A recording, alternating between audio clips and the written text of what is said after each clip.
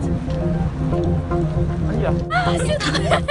Salut à tous, ça faisait vraiment très longtemps que j'avais envie de tester ce casque, il est enfin sorti. J'ai été super content, il ne m'a pas du tout déçu, mais j'ai quand même été vachement surpris et je vais vous dire pourquoi. Voici le Bose Soundsport Wireless, c'est le tout nouveau casque intra-auriculaire de Bose dédié au sport et comme son nom l'indique, il est sans fil. C'est donc l'évolution de celui qui était personnellement mon casque fétiche pour aller courir, le Bose Soundsport filaire. Donc en 2016, Bose a présenté plein de nouveaux casques dont le QC35, évolution Bluetooth du QC25, je vous en ai déjà parlé sur la chaîne, et pour le sport, Bose a donc sorti deux casques intra-auriculaires ou écouteurs. Le premier, c'est la version la moins chère, le Soundsport Wireless qui est vendu au prix catalogue de 179 €. Mais on peut le trouver moins cher et je vous mets pour ça un lien dans la description sous la vidéo. Le deuxième modèle est presque identique si ce n'est qu'il propose en plus un capteur cardiaque situé dans une des oreillettes, c'est le Bose Soundsport Pulse et il coûte 50 € de plus. Et là, devinez quoi, je vous mets aussi un lien pour l'acheter moins cher dans la description, toujours sous la vidéo. Et mis à part ces deux différences, le prix et le capteur cardiaque, les deux casques sont strictement identiques. Le détail qui m'a vraiment surpris est la taille assez imposante des écouteurs. Ils n'ont plus rien à voir avec les anciens et je vous avoue que j'ai eu un peu peur au début quand j'ai déballé le casque. Car ils sont gros, mais ils sont surtout assez lourds. Ensuite, parlons des embouts. Il y a 3 modèles de tailles différentes et il faut impérativement tester tous les embouts qui sont livrés avec les écouteurs.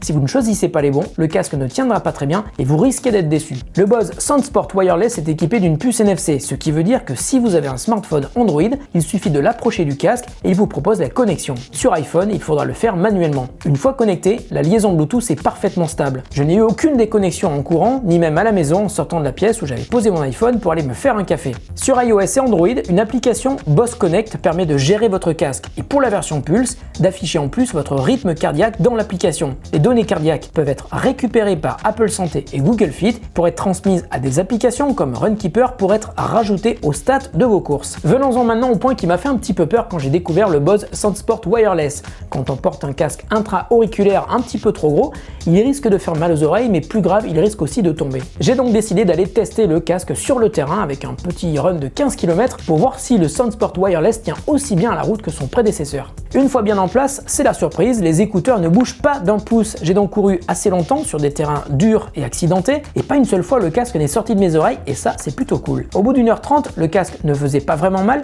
mais je commençais quand même à sentir le poids des écouteurs. Et puis un autre détail plus gênant, comme il est assez gros, quand il y a du vent, on l'entend beaucoup. En revanche, et heureusement pour un casque dédié au sport, il résiste très bien à la respiration et vous pouvez même courir avec sous la pluie, il ne risque rien. Détail bien pensé, la télécommande sur le côté droit du câble est super légère, ça ne provoque aucun déséquilibre quand on court. Mais en plus de ça, il y a une petite pince à l'arrière qui vous permet de fixer le câble sur votre t-shirt et donc aucun risque de le perdre en route. Au niveau de la qualité audio, c'est une nouvelle fois excellent et j'ai même l'impression que le son est encore meilleur au niveau des basses qui sont même plus profondes que sur ancien modèle filaire. Et là aussi, je précise à nouveau qu'il est impératif de choisir les bons embouts pour aller dans vos oreilles, puisque si vous choisissez des embouts qui ne sont pas adaptés à vos oreilles, vous aurez l'impression qu'il n'y a pas de basse qui sort de ce casque. Parlons maintenant de l'autonomie. À chaque fois que je suis allé faire un run de 15 km, ce qui me prend environ 1h30, je suis parti avec 100% de batterie sur le casque. Et à la fin de chaque run, j'étais à environ 70% de batterie restante, donc les 6 heures d'autonomie annoncées par Bose au total sont plus ou moins respectées. Et puis détail qui me plaît beaucoup, il se recharge avec un câble micro USB,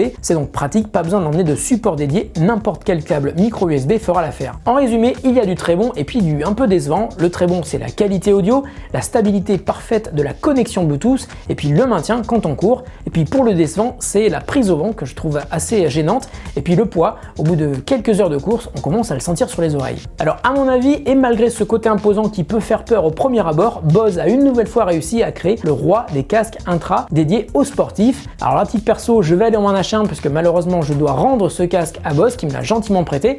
Alors si vous avez des questions, n'hésitez pas à me les poser dans les commentaires sous la vidéo. Et puis si vous voulez, comme moi, acheter le casque Bose Soundsport Wireless ou le Pulse, je vous ai mis, je vous le rappelle, des liens dans la description pour aller acheter au meilleur prix. Si vous avez liké mon t-shirt, c'est un Tostadora, vous pouvez lui aussi vous l'acheter à un très bon prix si vous passez par notre site. On vous met un lien dédié sur le site pour l'acheter avec 20% chez Tostadora. Voilà, la vidéo est terminée. Si vous avez aimé cette vidéo, et là vous vous demandez mais qu'est-ce qu'il fait avec ses doigts? Eh bien pour vous abonner c'est ici, pour liker la vidéo c'est là. Merci beaucoup de nous soutenir sur notre chaîne YouTube, que ce soit pour les tests high-tech que j'ai l'honneur de présenter ou pour les vidéos sur les séries que Sylvain vous présente chaque semaine. Merci beaucoup, à très bientôt sur The Grand Test.